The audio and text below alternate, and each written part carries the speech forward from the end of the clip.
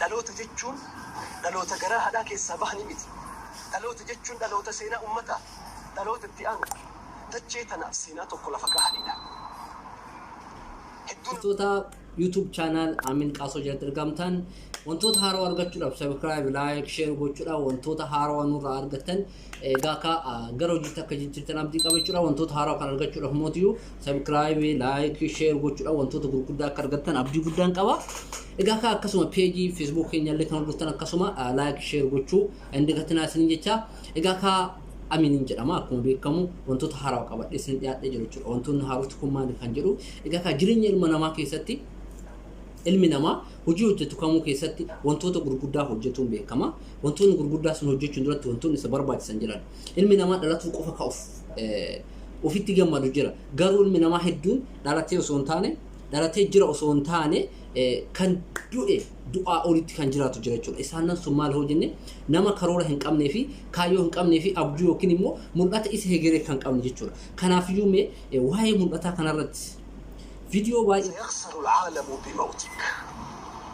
الدنيا كل تؤكيد ما لها يؤتي الدنيا تنركاتي دوفتي فكينيا هرناتي مقالة كيس جرتسن مقالة توكو مقالة تكا جرتتا قدا جرتتا إدو اتدالتك إدو جرتسن الرايوت سبب تؤكيدي أمني ما لها براتو سوانت سيكالوكا وانت سيكالوكا مجل كبرت دلوني أكدالتك دشيك لأفتي dachii kana yoo handabalee yoo dachii kana waa eda'in duuta addunyaa kanarraa deemtu illee homaa nirrisu. Dhaloota jechuun dhaloota garaa haadhaa keessaa bahanii miti. Dhaloota jechuun dhaloota seenaa ummataa, dhaloota itti aanu dachee tanaaf seenaa tokko lafa kaa'anidha. Hedduu namaa dhalate garuu dhageenya. Fakkeenyaaf akka addunyaatti nama lubbuun jiru nama tokko fakkeenya isinii haa kaa'u. Dr. Zakir Naik مكان إسا قوتون دكتور ذاكر عبد الكريم نايك عمري نساء برنا وقاشن تمي سديف أفريف ديما دكتور ساكر وقاس الدوما دورة دجة أنا قبت تبيكم سبب نساء يرسل نتبوا أمتها بوسة تكون الدنيا كان أبوها تكون بوفري دلتشو إنسان دقين الدنيا إذا دلتشو لقادا قراها داك يسابه وسنتان وكم مفموت أنه كهي في دندتي إله العالمين ربي قد تسيكني سيكن نسان qabattee ummata keetiif hawaasa keetiif amantii keetiif addunyaa kanaaf seenaa tokko hojjetuu qofaan addunyaa si beeyte dhalachuu kee garii nama akkuma beeytan har'a eebalu du'ee waliin jedhan naannoo keenya eentu du'e jedhee wal gaafatan mucaa tokko hin beeytu dheeraa hin beeku ka huccuu gurraacha godhatu hin beeku naannoo kanaa kaafee kanaa buna dhuga hin beeku ka ollaa akkasii galu hin beeku mucaa maaltu awwaale jara keenya laal dhalachuu isaa addunyaa waan hin dhaga'iniif du'uu isaa wallaalte mucaan duraanuu nama isa awwaaluu dhabaaf asii achi deema malee du'ama tureefa keessa jira bu'aa ummataa biratti hin beekamu baratee beekumsa mataan isaa mataa baratee beekumsa biyya ijaaruu osoo hin taane mataa fakkaree xiinxallee teknooloojiitti waan haarawaa eda'u osoo hin taane mataan isaa maa inni mataa rifeensa qofa biqilchee mana rifeensaatti birrii 30 irraa argatan rifeensa irraa haadanii bu'aan mataa isaa rifeensa qofa biqilchu mana rifeensaa dhaqee birrii 30 namaa kafalee hagasat birrii 30 birrii 50 kafalee rifeensa irraa haadu bu'aan mataa isaa kanuma mataa nama garii yoo mataa akkasiitiin ka jiraataa jirtu taate du'aa fi jiruun keetillee wal qixa ati waan jiraattuuf yoo hin qabne waan duutuuf hin qabdu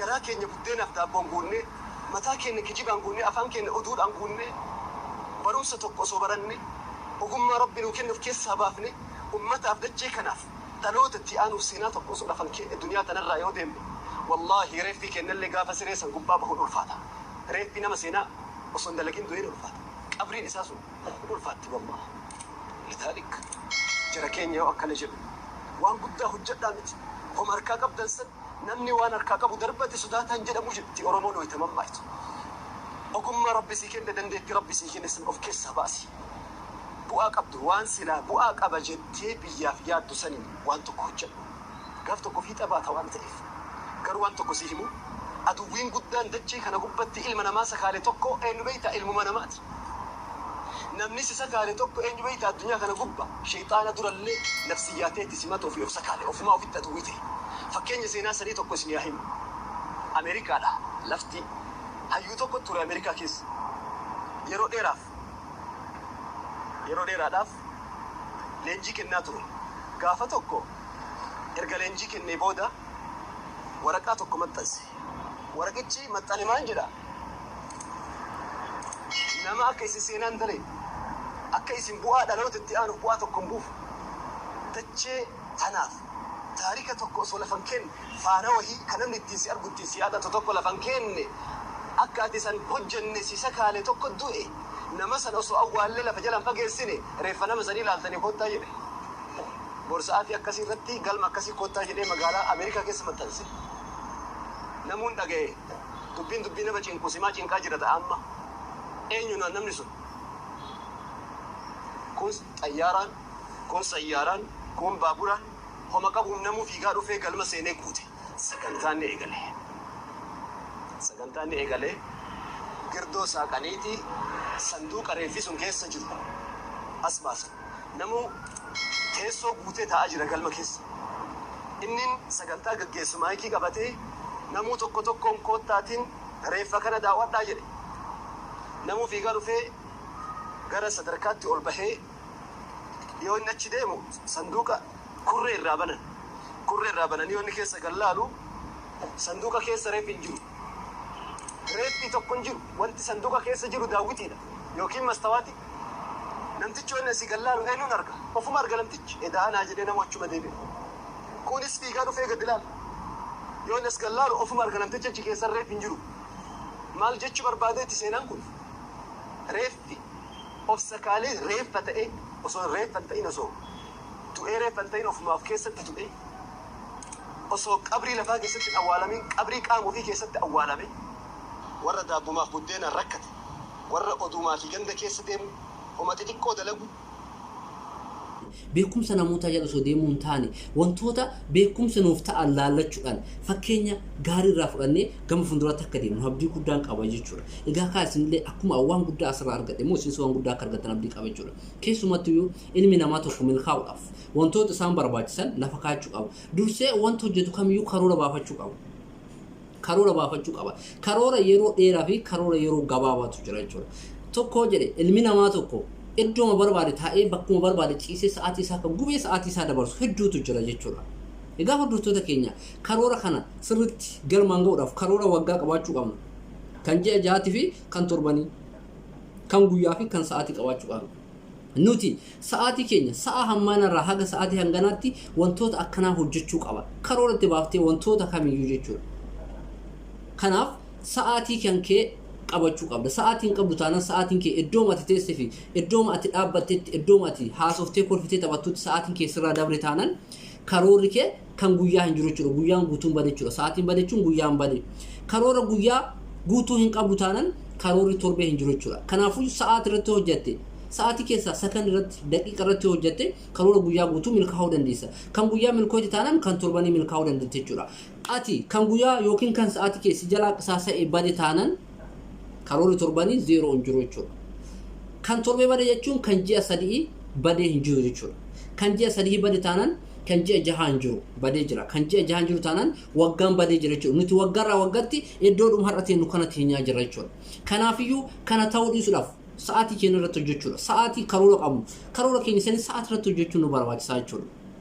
Kanaaf sa'aatii keenya san irratti hin hojjenne taanaan nuti hundumti keenyayyuu baay'ee ulfaataadha. Kanaaf sa'aatii irratti hojjennaan torbeen guyyaan keenya nu yalaan qisaasa'u guyyatti waan gaarii hojjennee oolmaa jechuudha.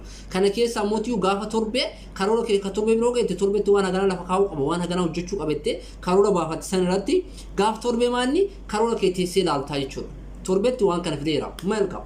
Kanaafiyyuu gaafa ji'a sadiitti wanta akkana hojjechuu qabettee kaataa sa'aatii irratti hojjettee guyyaa irratti hojjettee gaafa torbanii ati karoora keenya hordoftaa irra jiramoo hin jiru hojjetaa irra moo hin jiru. Kana laaltee beektaa jireenya kee keessatti biyyoota Arabaatti deemtee namoota jala hojjechuutti namni jirtu. Hojii akkamii hojjetaa jirta? Nama jalatti yeroo hundaa humna kiyya baasee beekumsa kiyya baasee nama jala hojjetaa jira. Hedduun nama jala hojjetee wantoota gaarii hojjechuudhaaf beekumsa keetti fayyadama. Namichi ati jala hojjetu sun beekumsa keetti fayyadamaa jira.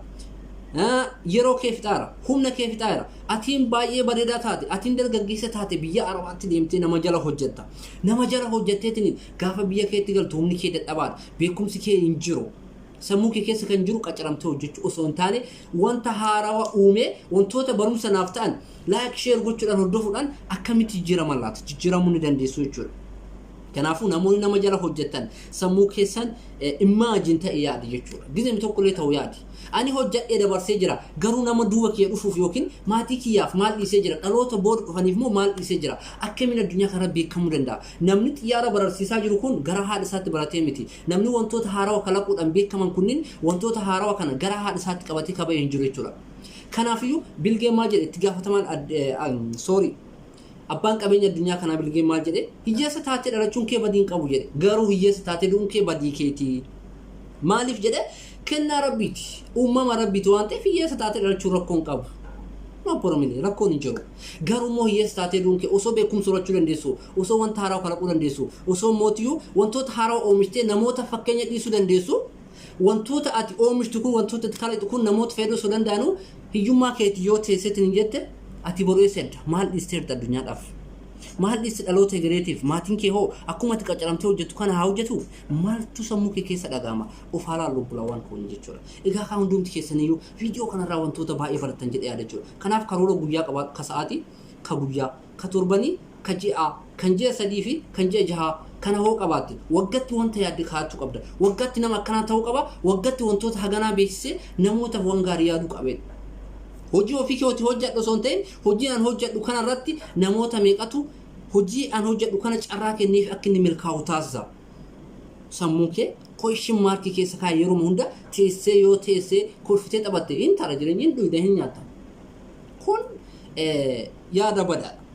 Nu hundaan milkeessuu hin danda'u jechuudha obbolaawwan keenya. Kanaafiyyuu hundumti keessaniyyuu gizee tokkumee akkatti fuuldura keessan laalaa deemaa. Daandii natti laaltu fuuldura kana laaltoo deemte ka gamaa gaman jiru argitaan agartu. Kanaafiyyuu daandii kana yoo sitti jallate kana laalti. Nu jedhee hamuun kee ofirraa laalti. Akkasuma akkuma mormi kee gamaa gama laalu wantoota hedduutu jira wanta itti laaltee itti milkooftu. Kanaafiyyuu viidiyoo kana waan baay'ee barattanii like share subscribe itti roobsitanii wantoota guddaa argachuu dandeessanii galatoomaa isin jedha. Thank you. Bye bye.